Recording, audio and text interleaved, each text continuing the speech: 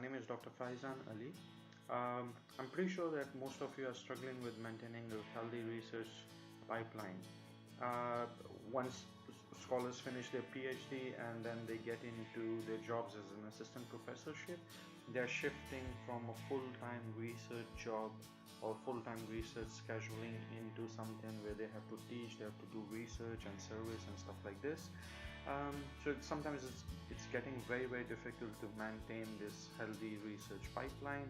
If you want to know how to maintain a healthy research pipeline, especially for people who are young scholars or assistant professors, stick with me. I recently moderated a panel at a conference where I have invited 5 assistant professors, people who have very healthy research pipeline, to talk to them about what is it to keep this healthy research pipeline, what are some strategies that they employ, is it important, is it not important, and all those type of things. So stick with me. The video is coming up next.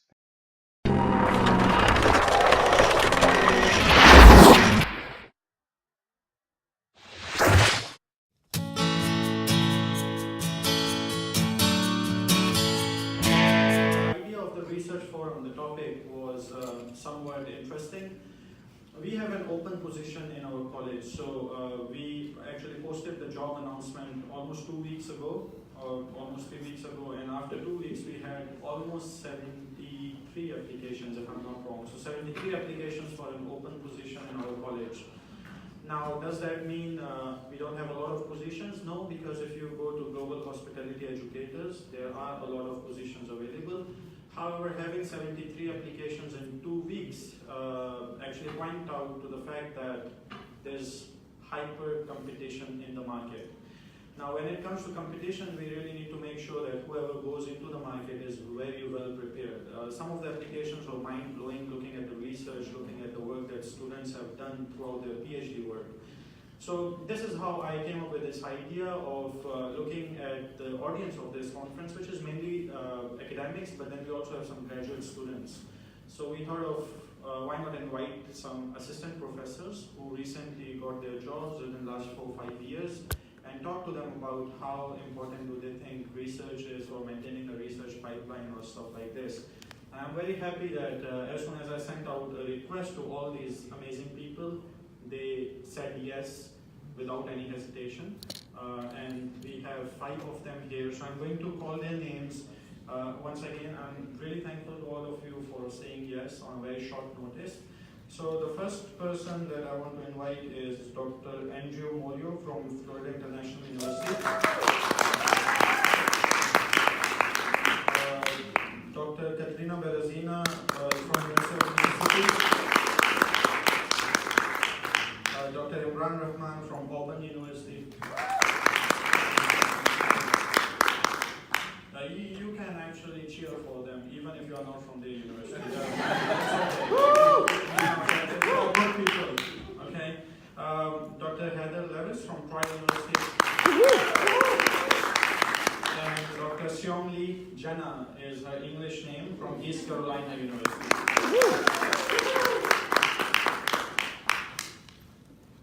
Now, while you are taking your seats, my idea initially was to make it more like a TED Talk and do it like everybody talks 5 to 6 minutes and then we ask them questions. But then all of them talked to me. I think Katrina was spearheading that revolution, I guess. But she said, like, well, we are listening to so many people throughout this conference, so why not change it a little bit and let us not talk and you just ask us questions and we are going to answer that. Now that was challenging because this happened last night after the conference finished. So she actually pushed me to come up with some questions today, and those of you who saw me running around here and there, I actually drained my battery once, so even though I wrote the questions, they were gone. Lisa is the eyewitness to that. She was with me when I was rewriting the questions again. So the questions are here. Now again, these are some of the things that I just thought of, things that I feel are challenging to me, things that I feel I should get answers about. If you have any questions, please ask them even throughout the session. And then we are also streaming it live on Facebook. I understand that our main market on Facebook, they are sleeping right now, people in China, people in Asia. It's pretty late in the night, or I guess we might have some questions, and I just wanted to put it on record, and again, if you people agree, if anybody approaches, please answer their questions. Amazing people out there in the world. Alright, so let's start with the first question, which I would like to each of you to, just in a few sentences tell me, as an assistant professor, how important do you think research is? Andrew? A big cheer for you. So, obviously very important, right? I mean, we sign our contracts, I don't know if that was one of the later questions, but we're all expected to do research, and kind of industry standard is 2 a year, and depending on where you are, depends on what journals you're allowed to go in. So that's just to maintain, right? That's just to satisfy your work, just to make sure you keep your job.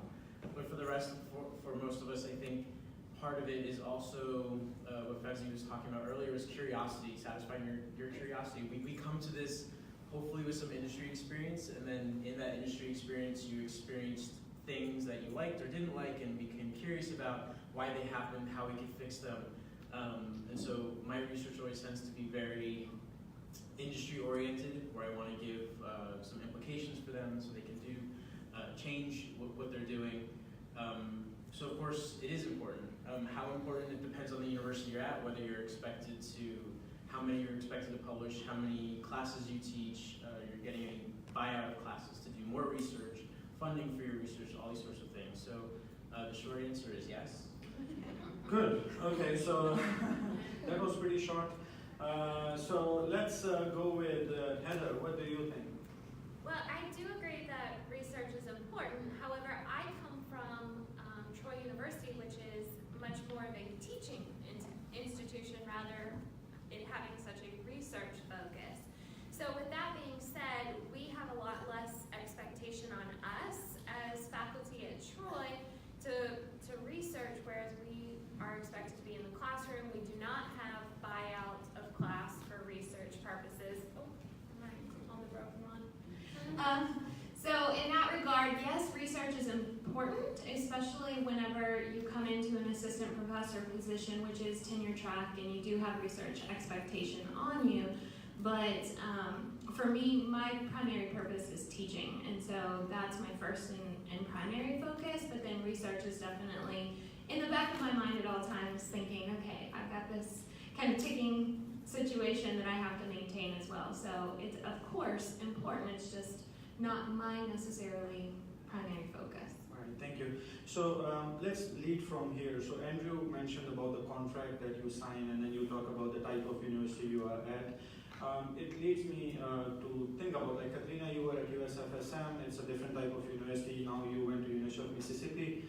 Obviously you signed your contract, and there's a weightage of different things, right? So you do research, teaching, and service.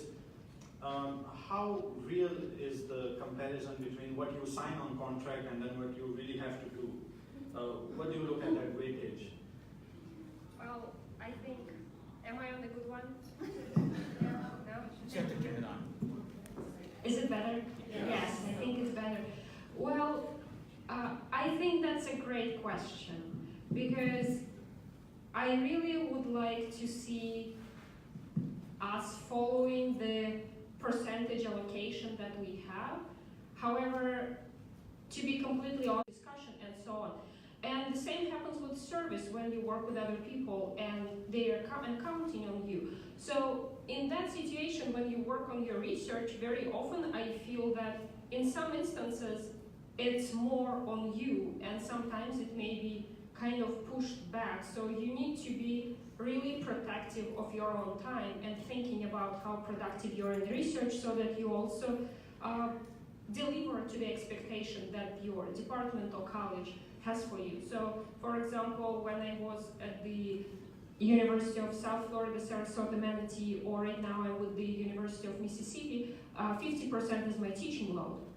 So, and then I may get variable percentage on either service or research, but then my research would be somewhere around 30 to 40%.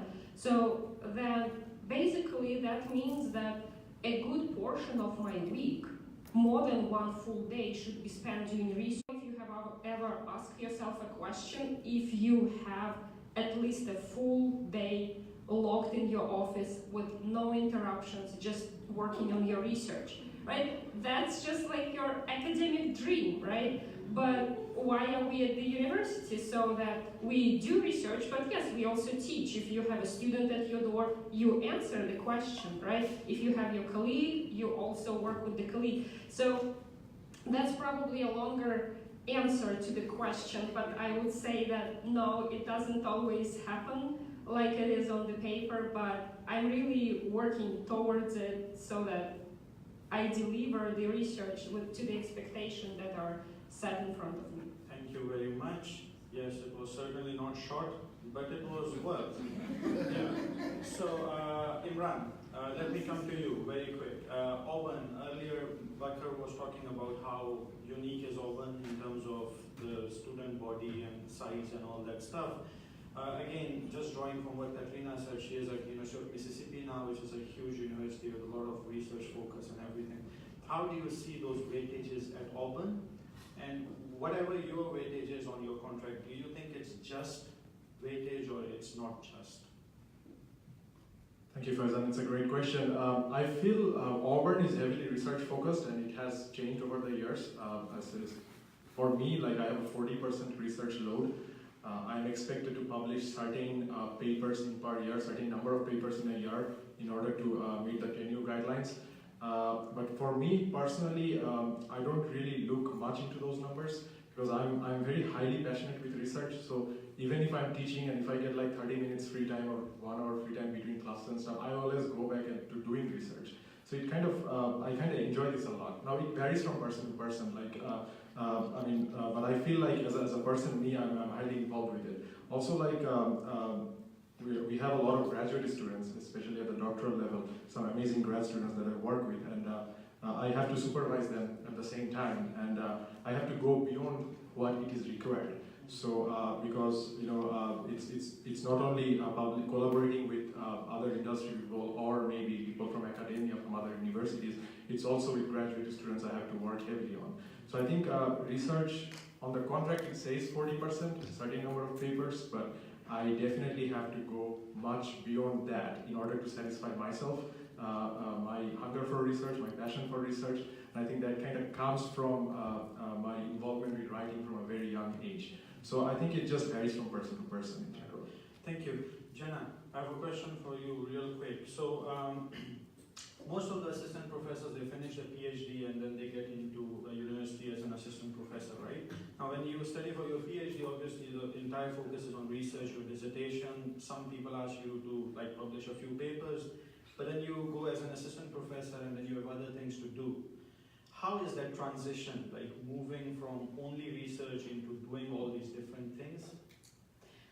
For my case, I graduated from University of Central Florida, so I thought I was there. So I was fortunate that I taught classes starting in my PhD years. So I had 3 years of teaching experiences during my PhD studies. So in terms of the teaching transition from PhD student life to being an assistant professor, that wasn't really a challenge for me, my personal note. But listening to other professors or assistant professors from other universities, it kind of got me to think, because at East Carolina University, I'm at a 40% research, 40% teaching, and 20% service, and I feel like they forgot to say out of what hours, how many hours. So yeah, it is true and real on a contract, but they forgot to mention like it's 60 hours. So, but Dr. Pat, you have a notepad with you? Yeah. Oh, okay. All right, I just wanted to make sure. Got it. All right, Jenna, thank you. So let's move forward. Now, from whatever you people said for the first 2 questions, I realize that obviously research is important and you got to plan for it, right? Now, for me, one important thing that I do is create a research pipeline. I think it's good for me. Andrew, do you maintain a research pipeline? If you do, why you do that? So it was a little bit of an interesting start to my career coming out, because when I went into FIU, our first mandate was to kind of put research on the back burner and focus heavily on grades. So my first year and a half, 2 years, I had one pub kind of coming out, and then I got one of my dissertation, but I had no pipeline. And that was a problem because then administration changed and the mandate changed and went from grants to, well, you better get your research done or you're not going to have a job. Okay, message received. So for me, and I can't remember if this addresses one of the other questions, but for me, it's all about collaboration and teamwork. So I have an amazing set of colleagues at FIU, in China, at some other universities that we all came together and said, okay, look, I have starts on all these other papers. We have starts on these different things. Let's work together and we can put together some great articles and get them out. So last semester, not because of me, but because of the collaboration with everybody, I mean, I did my part, but because we created a team and what did Dr. Okums call it, a research cluster, we got 4 papers out in one semester. Well, I don't know, that's not sustainable. We can't keep that up because now it's revise and resubmit time while we're working on more papers. But again, the answer to the pipeline, yes, if you're gonna be successful over time, you have to have a pipeline. We started one paper last summer with conceptualizing it. We got funding, we collected data, we wrote it up, and we're just submitting it. So that was about a 9 to 10 month turnaround. But that's just getting submitted now. That's not revised resubmit. That's not accepted. So I mean, anywhere from conception date to accepted date, at minimum, I think a year to a couple, 2, 3 years. We were doing some research and saw someone had submitted a paper to what was it, appetite or something like that, one of the sensory papers, and it had been under revision for 10 years. So from the date they first submitted it to the date it was accepted was a decade. So if you're relying on that and you don't have anything else, you're in trouble. So the pipeline is an absolute must, and so the day you submit another paper, you should have hopefully something coming back for a revise and resubmit. You should be talking to more colleagues and saying, hey, what are you doing? That's interesting, let's do that, and then coming up with new ideas. Just last week we had another conference call with someone from UCF again, and started, out of that conference call, we were going to talk about one thing, and 2, if not 3 papers emerged from that we wanted to start. So maintaining that pipeline, always having 4 or 5 things cooking on your stove, 4 or 5 things cooking on your stove all at the same time that you can get out over time is absolutely important, because starting from scratch and going is very difficult. All right, thank you, Andrew. So Imran, next question is for you. Now, first I want to know whether you maintain a pipeline, a research pipeline or not. If you do, when is it that you realize that you have to go that way? If you would like to explain this a bit. Thank you, Faizan. Personally, I don't keep a pipeline, and there are some advantages and disadvantages to that, I feel, for me. I think it's extremely important to keep one. It adds a lot of value. But at the same time, I know sometimes you get caught in those numbers, I feel. So for me, it works better if I don't keep one. I just try to do as much as possible whenever I can, whatever I can in that capacity. Like I try to collaborate with different types of people from different institutes and also within our institute and graduate students. But I have, over the time, people who have mentored me, I have seen different patterns. Some people, for them, it works great, especially if you like to plan ahead of time, if you're a very organized person. I think a pipeline is a great system. But for me, on the disadvantage, one of the disadvantages is that in some years I might not have enough papers. But there are other years when I have a lot.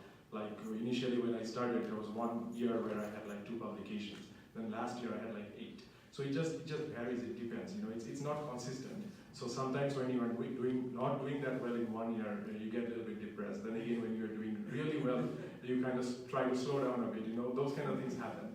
So that's why, there can be a problem with consistency sometimes. But it's always great to work with different co-authors.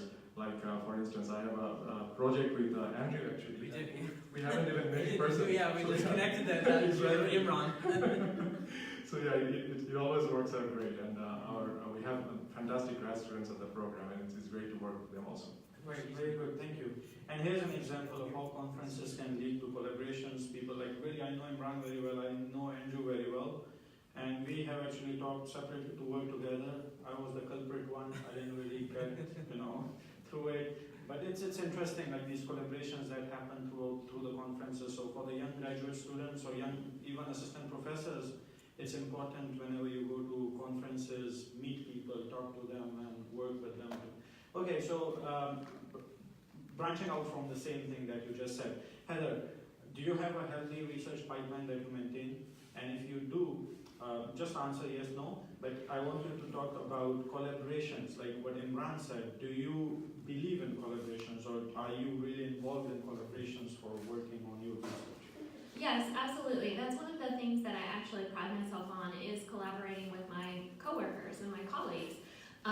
Kate, who is here with me today from Troy, we did a joint presentation earlier this morning. So I have that one, and then I also have another one going on with my suite mate in my office.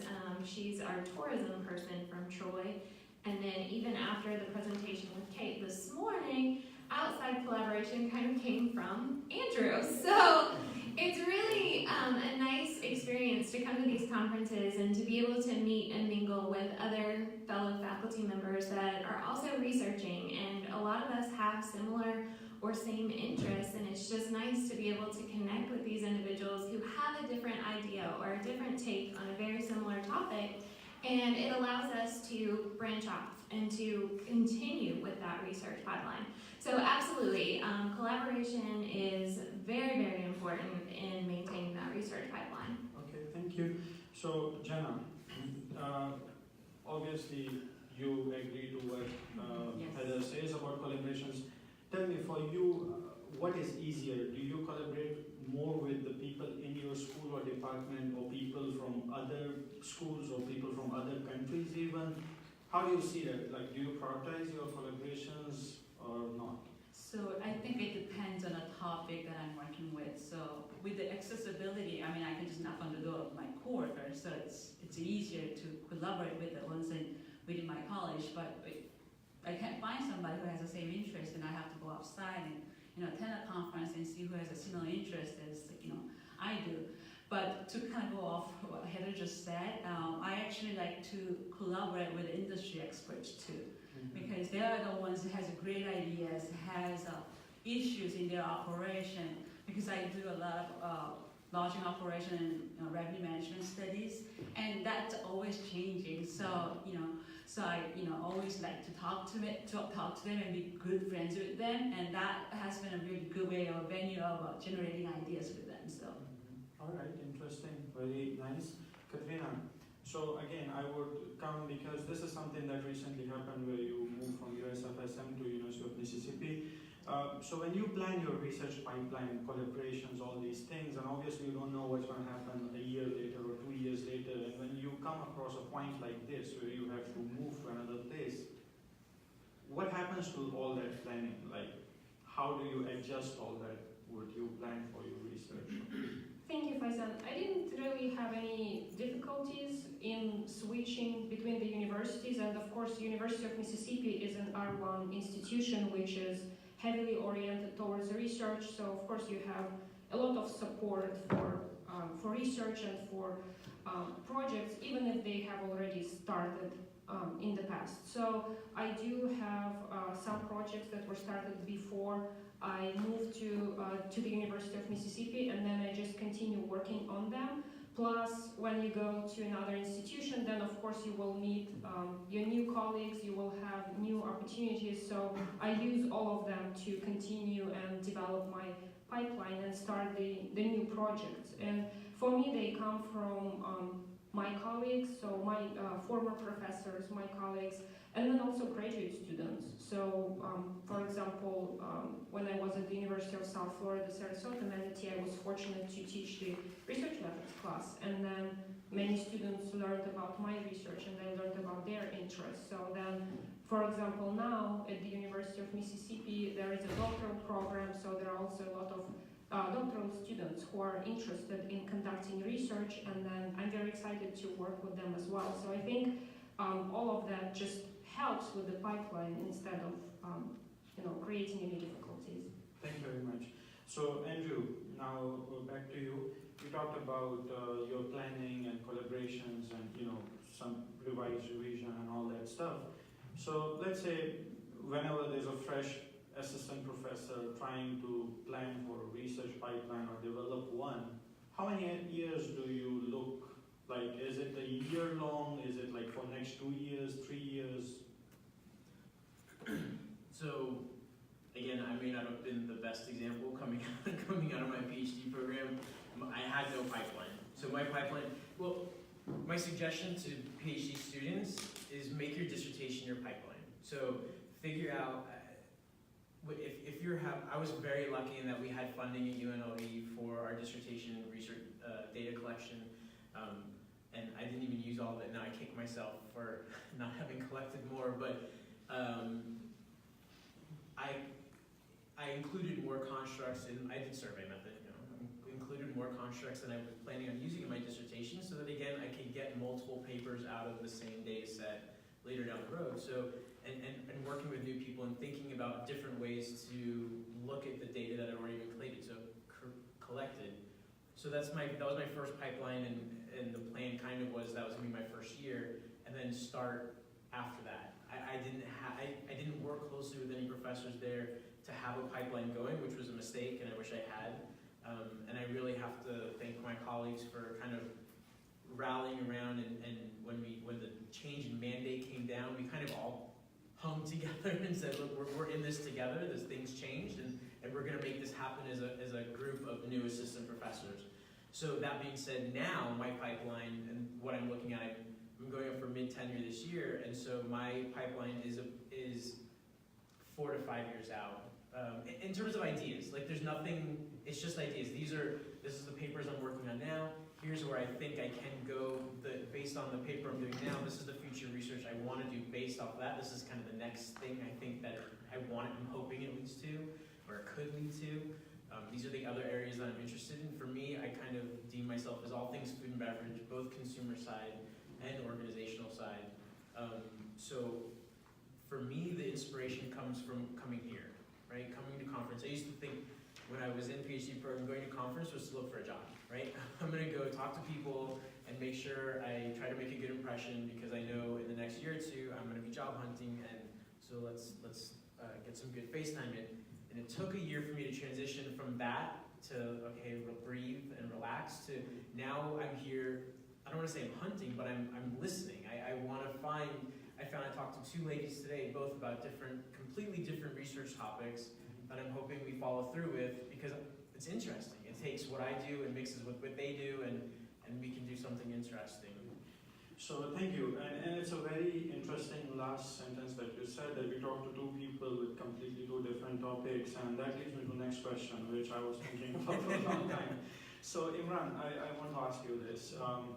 Sometimes people ask me, what's your research area, and I say consumer behavior, and then depending on who asks me, I get a different look, right? So sometimes people look at it, oh wow, that's cool because you have an opportunity to work on so many things. Sometimes people are like, oh wow, another guy with consumer behavior, like you don't have really a research focus, right? So when you plan your research, which I know you don't do research pipeline, but whenever you plan your research, do you think as a specialist or as a generalist? Like, how do you think? Like what Andrew said, 2 different research topics, good as far as he's happy with them, but some people are like, I just am working on deviant behavior, nowhere, So how do you think about that? Thanks, Faizan. That's a great question. I personally, there are certain topics that I'm more passionate about, and I like to work on them a lot more, like my own areas where my dissertation was based particularly. That's consumer behavior and more specifically sustainability and green hotels. Also like hospitality beverages to some extent.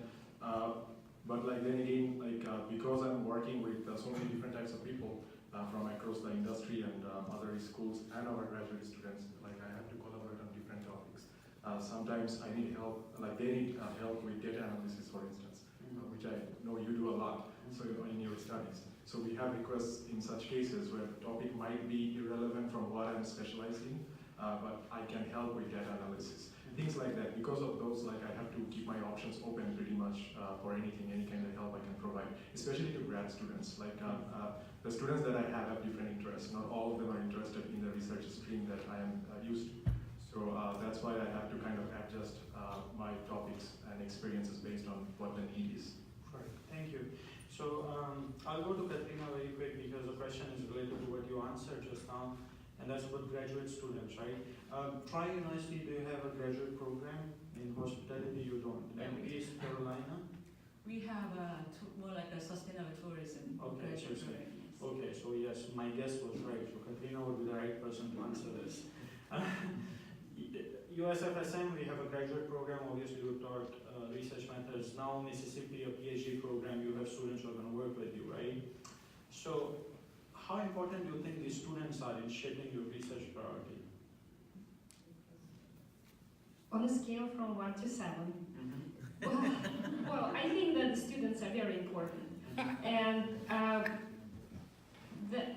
what happens here is that I usually invite the student to choose their research topic. So whatever that would be, if it's their paper for the semester, or it's their master's thesis, or it's their dissertation, they are going to live with that topic for 16 weeks, for maybe a couple of years, right? So I don't think that I'm the person to tell them, now you're going to study hotel flash sales because I say so, right? So just like we discussed before, I will also offer my expertise in the subject matter if that fits, in the method or data analysis if the student needs help, but I would always prefer the student to originate the idea and develop that idea so that first of all they build the skill, and second of all they enjoy the journey. Thank you.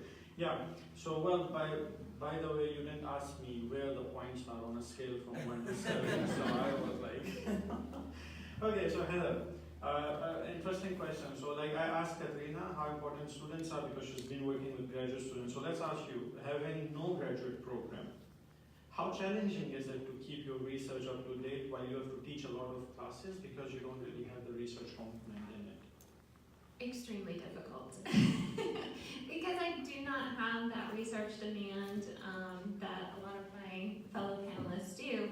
It's on me a lot of times to do it in my own personal time and to keep up with it. And when you are teaching classes and you do have that service component that is sitting on your shoulders, oftentimes it's kind of out of sight, out of mind. And so it is an absolute have to, that you have to keep up with it and you have to time manage to handle that responsibility adequately.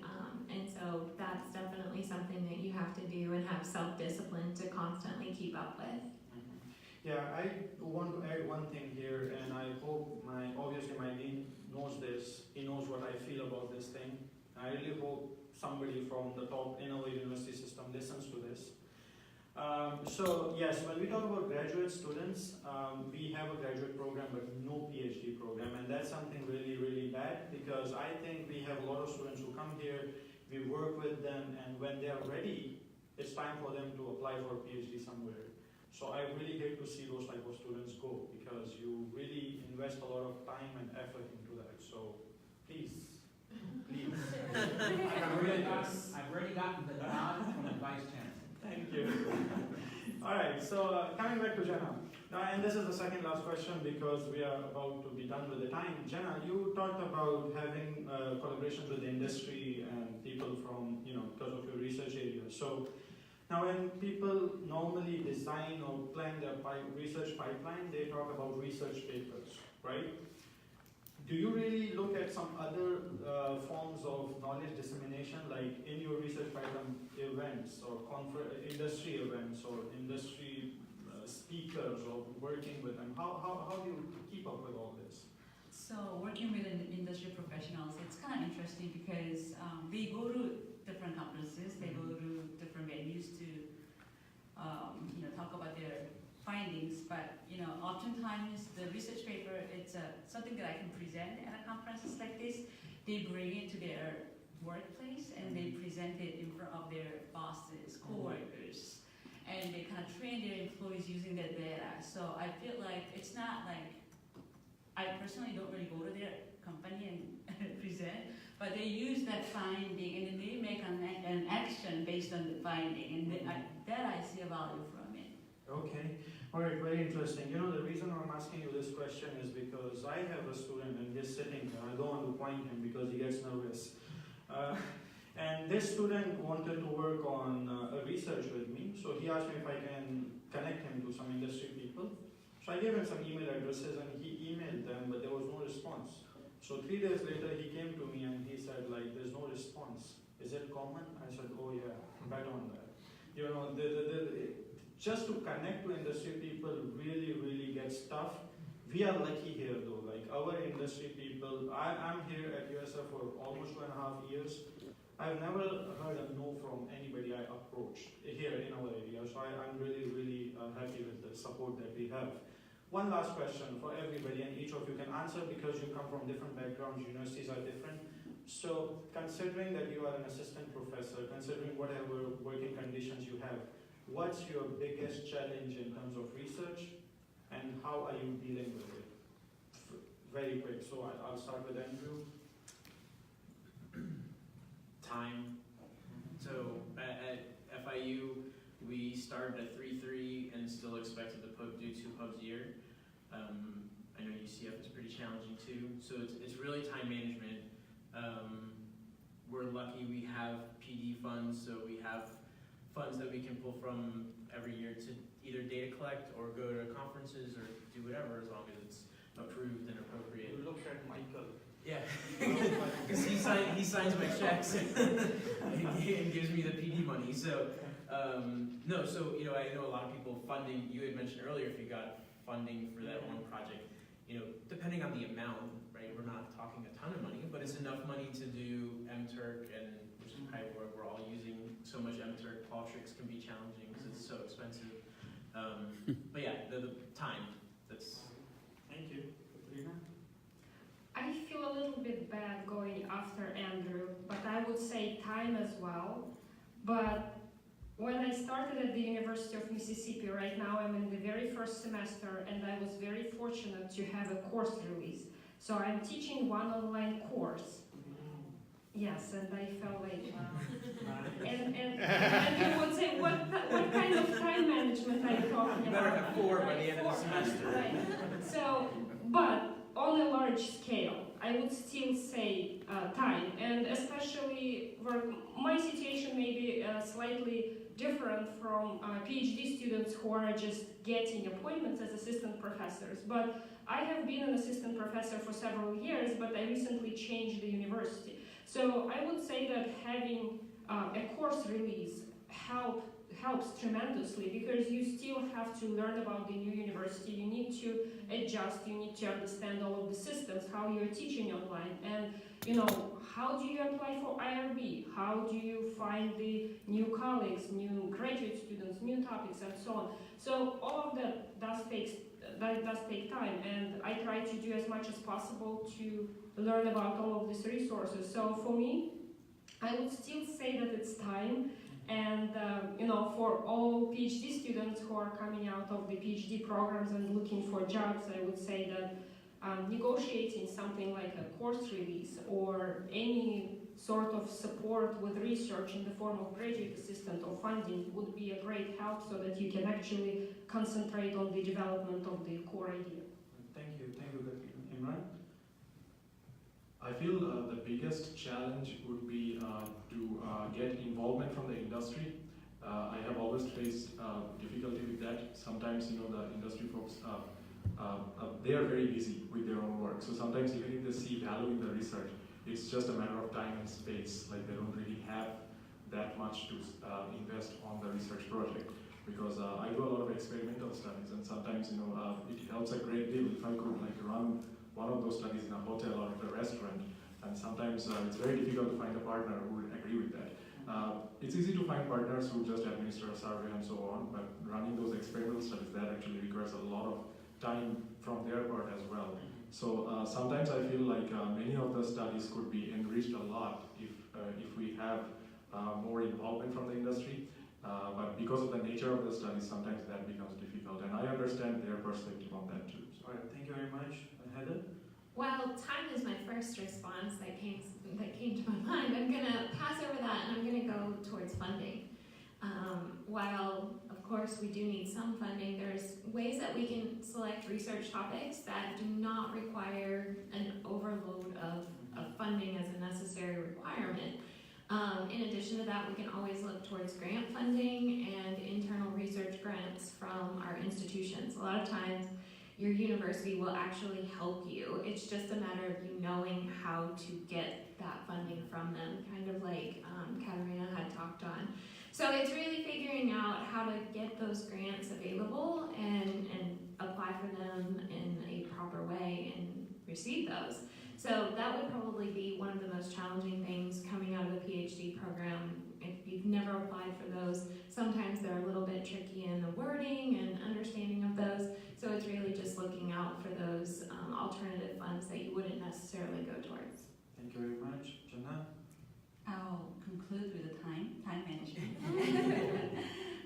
Colleague and I actually did a study on how faculty spend their time.